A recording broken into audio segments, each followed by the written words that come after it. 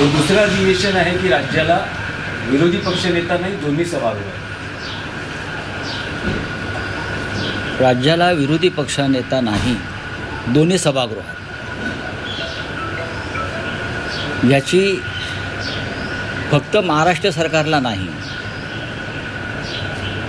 तर देशाच्या सरकारला सुद्धा त्या संदर्भात लाज वाटली पाहिजे.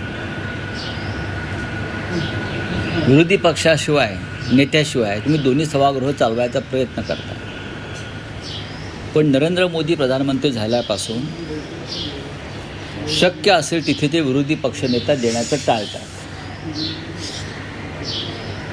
राहुल गांधी यांना तर आज ते विरोधी पक्षनेते आहेत लोकसभेत, पण त्यांना लोकसभेतूनच कायमचं बाहेर काढण्याचं कारस्थान सुरू आहे. हे विरोधी पक्षनेता नको.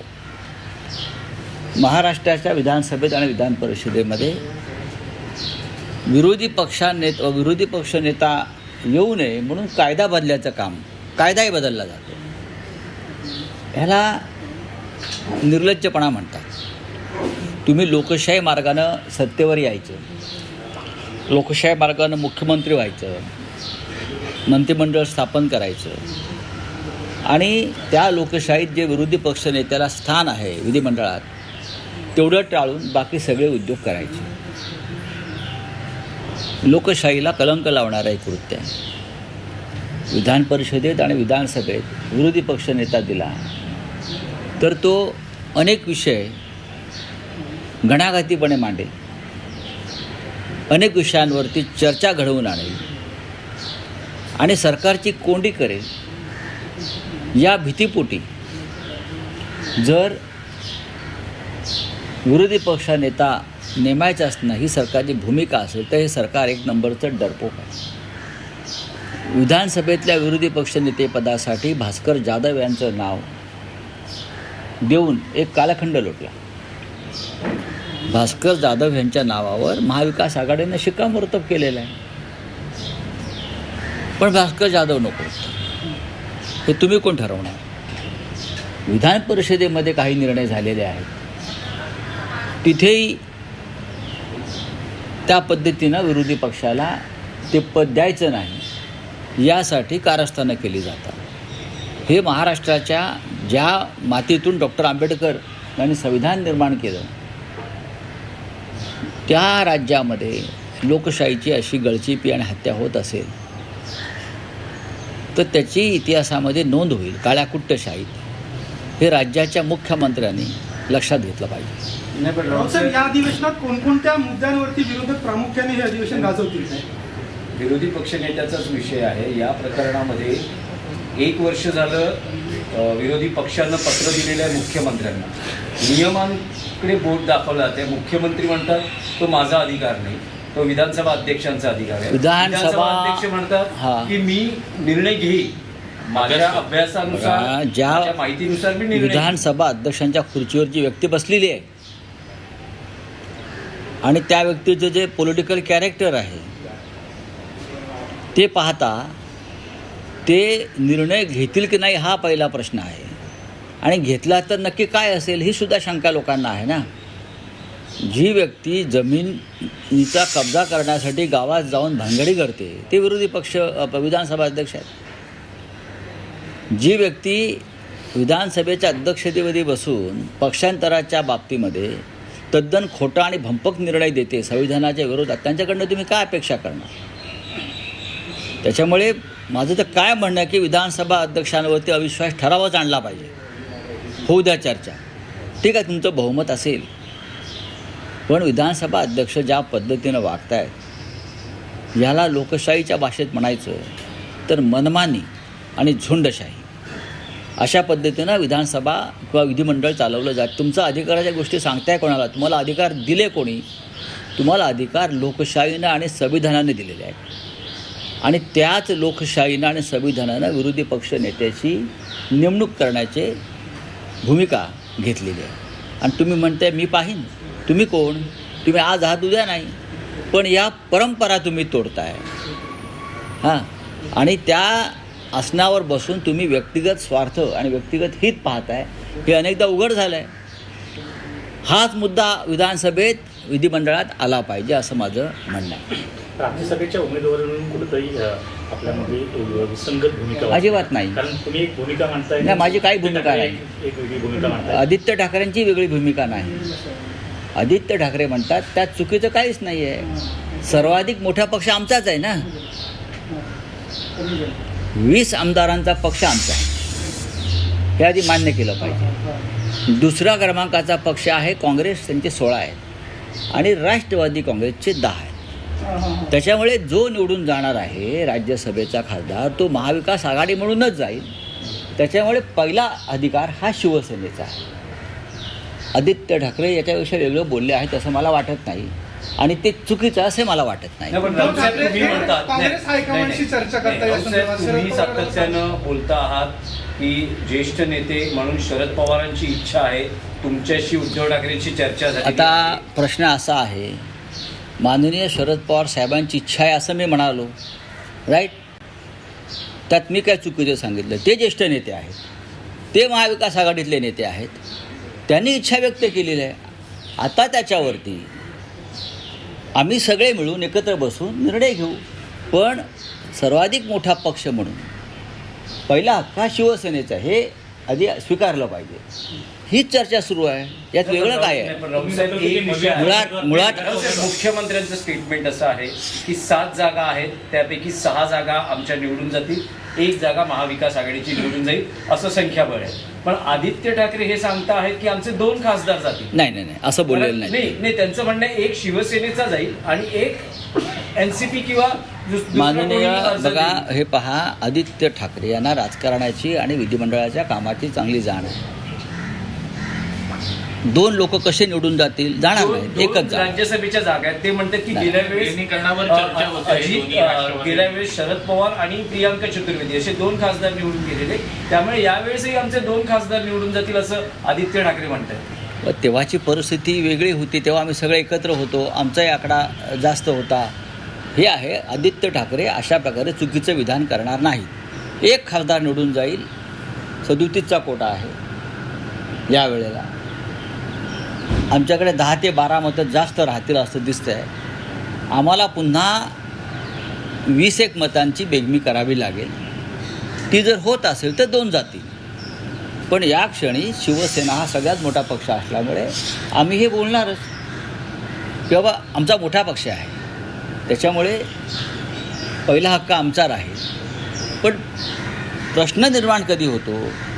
अद्याप माननीय शरद पवार साहेबांनी स्वतःची उमेदवारी त्यांच्या पक्षाकडून जाहीर केलेली नाही, हे लक्षात घेतलं पाहिजे. नाही, पण राऊत साहेब, जर शरद पवार यांनी इच्छा व्यक्त केली आहे, हो, तुमच्याशी त्यांची चर्चा तेव्हा झाली आहे. महाराष्ट्राचं राजकारण त्यावेळेला आता जसं काही बदल झाले तसे बदल झालेले नव्हते. पाहू ना तुम्ही, फार त्याच्यावरती फार टेन्शन किंवा प्रेशर घेऊ नका. महाविकास आघाडी जी आहे किंवा नेतृत्व जे आहे आमचं हे सक्षम आहे निर्णय घ्यायला. नाही, पण एक स्पेसिफिक प्रश्न आहे की शरद पवार यांनी इच्छा व्यक्त केली आहे, ते जर राज्यसभेवर जाणार असतील तर अशा वेळेस शिवसेना उद्धव बाळासाहेब ठाकरे पक्षाची भूमिका काय राहील? त्याच्यामध्ये काँग्रेस पक्षसुद्धा आहे ना, फक्त शिवसेना आहे का? 3 पक्ष एकत्र आल्याशिवाय ही निवडणूक होणार नाही महाविकास आघाडीची, हे मी वारंवार सांगतो आहे. पण तुम्ही तोच प्रश्न विचारताय, हे चुकीचं आहे. ही निवडणूक 3 पक्षांची आहे आणि त्या 3 पक्षातला मोठा पक्ष शिवसेना आहे विधिमंडळामध्ये. 2 बोला. म्हणजे काँग्रेस असेल किंवा तुमचं बोलणं चालू आहे का दिल्लीतल्या? ते बघू ना, ते बोलणं चालू असेल तर इथे कशाला सांगायचं आत्ता? जेव्हा प्रत्यक्ष उमेदवारी अर्ज भरले जातील तेव्हा कळेल सगळ्यांना काय होत आहे. काल काही बदल झाल्या समजतं. नाही मला माहीत. राऊत साहेब, गेल्या 2 दिवसात महाराष्ट्र एक वेगळं चित्र बघतो आहे. काय? काल मालेगावात तुम्ही आणि दादा भुसे हे कोर्टात एकत्र होतात आणि हसत खेळत तुमच्यात संवाद झाला. परवाच्या दिवशी तुमचे माजी आमदार वैभव नाईक हे उद्योग मंत्री उदय सामंतांबरोबर एका टेबलवर जेवत होते आणि तिथेही हास्य विनोद होत होते. काही वेगळं घडते आहे का महाराष्ट्राच्या राजकारणात? ज्यांच्याबरोबर आम्ही बसतो किंवा कोणी कोर्टात कोणी जेवताना त्यांच्यामध्ये वेगळं घडवण्याची क्षमता आहे का? ते वेगळा निर्णय घेऊ शकतात का? हा प्रश्न तुम्ही त्यांना विचारा. ह्या सगळ्यांचे निर्णय दिल्लीतून घेतले जातात, हे नाही घेऊ शकत. दादा हुसेनचा विषय पूर्णपणे वेगळा आहे. ज्या खटल्यासंदर्भात आम्ही सातत्यानं एकमेकाच्या विरुद्ध उभे होतो, तो मूळ खटला जो आहे हा अद्वै हिरे यांचा आहे आणि त्याच्यावरती मी भाष्य केलेलं आहे. आता स्वतः अद्वै हिरे हे भारतीय जनता पक्षात गेले, त्याच्यामुळे तो खटला चालवायची जबाबदारी आता भारतीय जनता पक्षाची. त्यावरून तुम्ही ट्विट देखील केलंय भातकरांना. काय आपलं भातकरांना तुम्ही ट्विट देखील त्यांना उत्तर दिलं. ते म्हटले की यांनी मी माफी मागितली नाही, मी खेद व्यक्त केला. कागद बघू शकता आपण की अद्वै हिरे यांचा खटला होता, त्याच्यामध्ये मी भाष्य केलं आहे. कोणाच्या भावना दुखावल्या असतील तर मी खेद व्यक्त करू. खेद व्यक्त करणं आणि माफी मागणं हे दोन भिन्न शब्द आहेत. बरोबर, खेद व्यक्त केला आणि यापुढे खटला चालवायची जबाबदारी अद्वै हिऱ्यांची आहे, ही भूमिका आहे. यात काय माफी आणि काय कसलं काय कशा करता? माझ्यावरती का हा पहिला खटला का आमच्यावरती? नाही, शेकडो खटले मी लढलो आहे, पण कुठे थांबायचं आणि काय करायचं आम्हाला माहिती आहे. नाही, राऊतसाहेब, आणखी चंद्रपूर संदर्भात पाहिजे मुंबई महापालिकेचा विषय आहे. असं म्हटलं जातं आहे की शिवसेना उद्धव बाळासाहेब ठाकरे पक्षानं त्यांच्या 3 स्वीकृत नगरसेवकांची नावं नक्की केलेली आणि ती सादर केली गेलेली आहेत, अधिकृत घोषणा नाही आहे. पण त्यावरून मनसेतून काही प्रतिक्रिया येतात. ते असं म्हणतात की कोट्या एक लक्षात घ्या, तुम्हाला काय स्वीकृत जर तुम्ही मला ओळखत असाल तर तुम्ही एक मान्य केलं पाहिजे की मी माझ्या जीवनामध्ये कधीही महापालिकेच्या राजकारणामध्ये पडलो नाही. ज्याला या मुंबईत सुखानं राहायचं आहे राजकारणात, त्यानं महापालिकेत जाऊ नये. कोणत्याही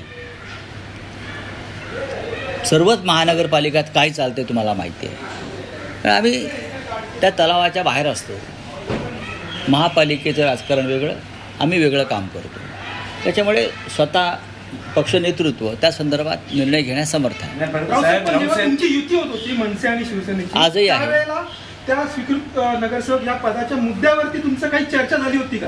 काही ठरलं होतं का? आम्ही आपापसात बोलू ना त्या विषयावर. चर्चा झाली होती का? आम्ही आपापसात बोलू त्या विषयावर. मला माहिती आहे ना काय ते, मी योग्य वेळी बोलीन ना. नाही, राऊतसाहेब, ठाकरे बंधू चंद्रपूरचा महापौर युतीमध्ये बसलेला आहे. ठाकरे बंधू युतीमध्ये तुम्ही खूप महत्त्वाची भूमिका बजावली. असं असताना स्वीकृत नगरसेवक पदावरून ज्या काही प्रतिक्रिया येत आहेत, ठाकरे बंधू युतीत मिठाचा खडा पडल्याचं बोललं जातं. लोकांच्या प्रतिक्रिया येत नो कॉमेंट्स. चंद्रपूरचा महापौर बसलेला आहे, अजूनही नगरसेवकांवर तुमच्या कारवाई नाही झालेली आहे. कुठंतरी पक्षश्रेष्ठींचं मत आहे की सोबत जायचं पाहिजे. भारतीय जनता पक्षासोबत जाणं हे पक्षाचं धोरण नाही, अजिबात नाही. मी वारंवार सांगितलं आहे की तशा प्रकारच्या सूचना त्या नगरसेवकाने दिल्या होत्या. जर त्यांनी त्या शिस्तीचं उल्लंघन केलं असेल तर आता हळूहळू आम्ही सगळ्या कामातून मोकळे झालो. आम्ही पक्षप्रमुखांशी चर्चा करू या विषयावर. नाही, पण रावसाहेब, चंद्रपूरमध्ये तुम्ही म्हणता की 2 काँग्रेसमध्येच गट होते, त्यामुळे ते पद मिळू शकलं नाही त्यांना. पण हर्षवर्धन सपकाळ असं म्हणतात की शिवसेना उद्धव बाळासाहेब ठाकरे पक्षामुळे काँग्रेसचा महापौर होऊ शकतो. नाही, अजिबात नाही, अजिबात. बघा, चंद्रपूरच्या प्रकरणामध्ये 4 दिवसापूर्वी दोन्ही गटांना दिल्लीत का बोलवलं होतं? चंद्रपूरच्या तुम्हाला माहिती आहे. एक विजयराव वडेट्टीवार आमचे मित्र, दुसरा खासदार ताई आहेत धानोरकर, त्यांना दिल्लीत बोलवून समज का देण्यात आली हे आपणही छापलं, आपणही दाखवलं आहे. त्याच्यामुळे चंद्रपूरमध्ये महापौरपद हे काँग्रेसच्या हातून गेलं. संपूर्ण खापर शिवसेनेवर फोडता येणार नाही. चला, थँक्यू. ट्रंप को रूडी कोर्ट ने आईना दिखाया कि इतना टेलीफोन ले नहीं सकते, इसका आपका क्या राय है? उसकी मेरी राय है कि उस आईने में हमारे सुप्रीम कोर्ट ने भी देखना चाहिए अपने आप को. भारत के सुप्रीम कोर्ट ने भी वो जो आईना है, वो आईने के सामने भारत के सुप्रीम कोर्ट ने भी खड़ा रहकर देखना चाहिए कि हमारा चित्र उसमें कैसा दिखता है.